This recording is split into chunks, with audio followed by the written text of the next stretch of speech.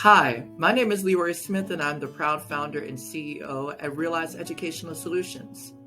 Our mission is to ensure that we equip all parents, caregivers, and educational professionals with the skills and the tools necessary to ensure that all students, all diverse learners, figure out what success means to them.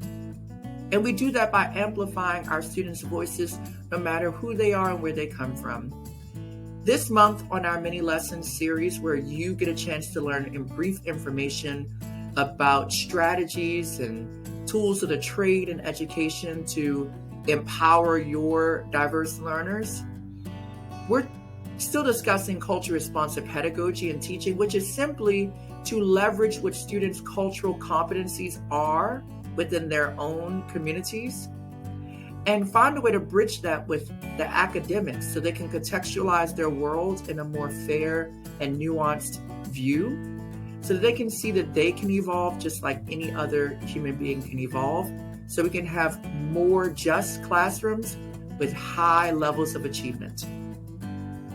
This month, our competency is focusing on recognizing and redressing biases. Last month, we were talking about just reflecting on our own upbringing and our cultural lenses.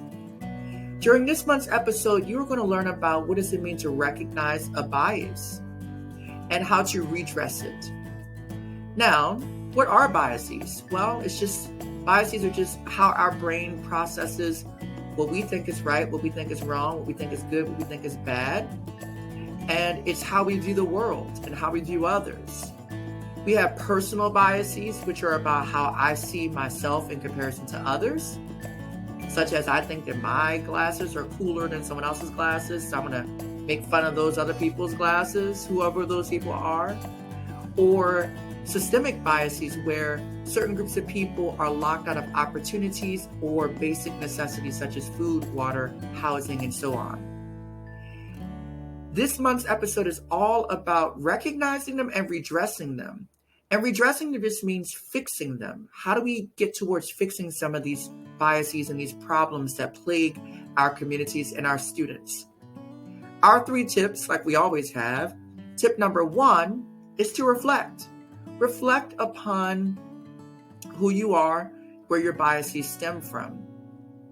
Tip number 2 is to create a community map to see what systems of support are available to my students and what systemic biases exist within my students' communities. And tip number 3 is to build safe spaces for students where they can feel loved, appreciated, and alleviate some of their stress. Tip number 1, reflect. Reflect upon where your biases come from. Most of the things that we do in our lives stem from our childhood and our upbringing, whether we want to acknowledge it or not. Sometimes we are conditioned to believe certain things about ourselves and others that may or may not be true.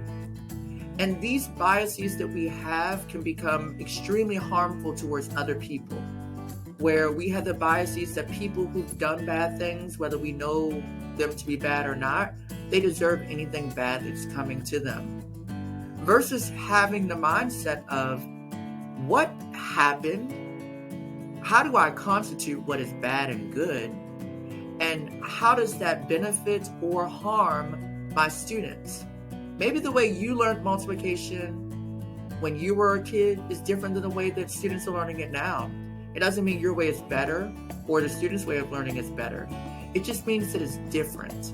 And reflecting on our differences and allows us to understand what our biases are and to tackle them head on. And also to reflect upon what systemic biases are existing currently.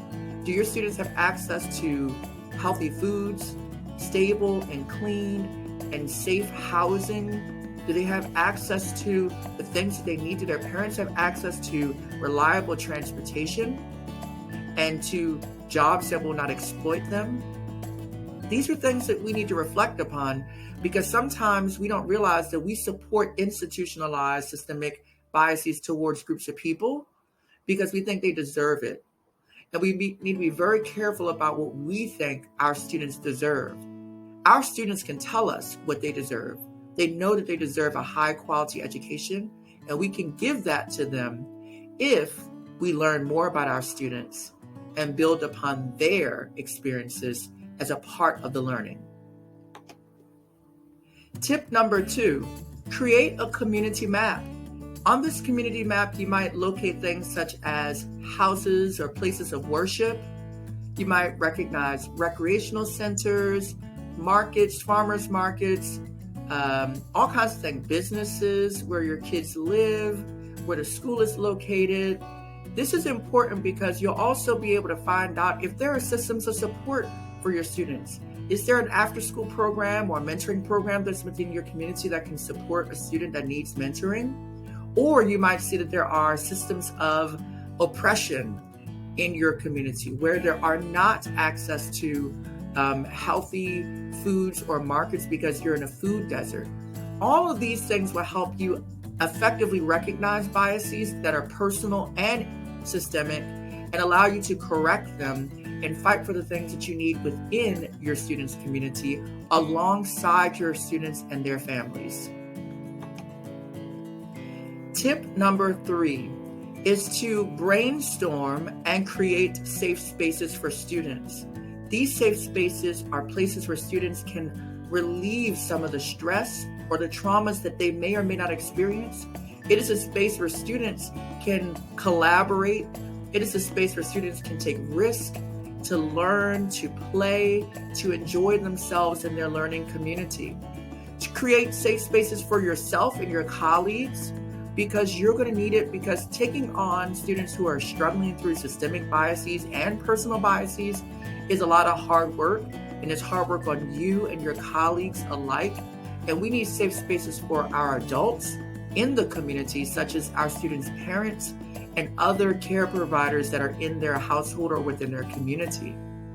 So creating safe spaces allows us a space to breathe and relax a moment as we continuously fight and support our students and fight against the biases that our students experience on a daily basis because of things they cannot control. And this is the conclusion of our episode this month on recognizing and redressing biases. Remember, our tips were: tip number 1, reflect.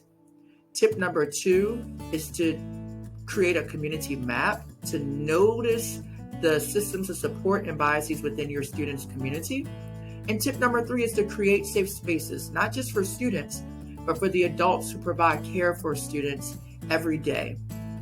If you learned something from this month's, if you enjoyed this month's mini lesson on recognizing and redressing biases, please consider subscribing to our channel on YouTube and following us on Facebook and Instagram at Realize Solutions LLC. Please feel free to comment or leave questions on strategies that are outside of this video that I can support you with on how you can recognize and redress biases for your students and how you can make your current curriculum or new curriculum culturally responsive to your students' needs.